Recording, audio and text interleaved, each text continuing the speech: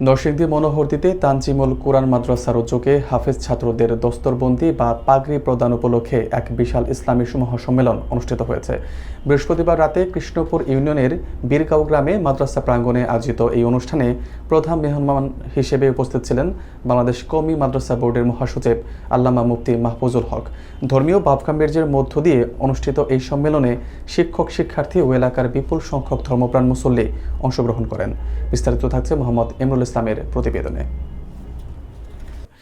নরসিংদী মনোহরদী উপজেলার বীরগাঁও গ্রামে অবস্থিত তানজিমুল কুরআন মাদ্রাসায় উদযাপিত হল এক আধ্যাত্মিক আবহ।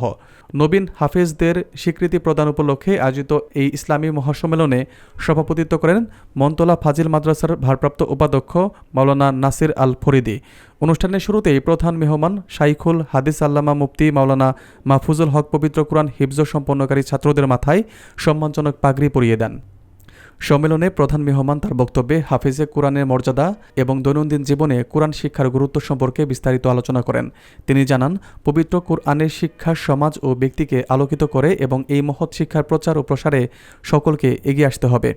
বীরগাঁও ইসলামিয়া দাখিল মাদ্রাসার সুপার মাওলানা মুখলেসুর রহমানের সঞ্চালনায় অনুষ্ঠানে আমন্ত্রিত উলামায়ে কেরাম ও স্থানীয় গণ্যমান্য ব্যক্তিবর্গ উপস্থিত ছিলেন। গভীর রাত পর্যন্ত চলা এই সম্মেলনে বক্তারা ইসলামের সঠিক আদর্শ ও নৈতিকতা চর্চার উপর গুরুত্বারোপ করেন।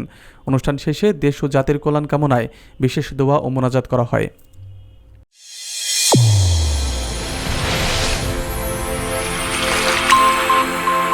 চ্যানেল A1 হৃদয়ের স্পন্দন।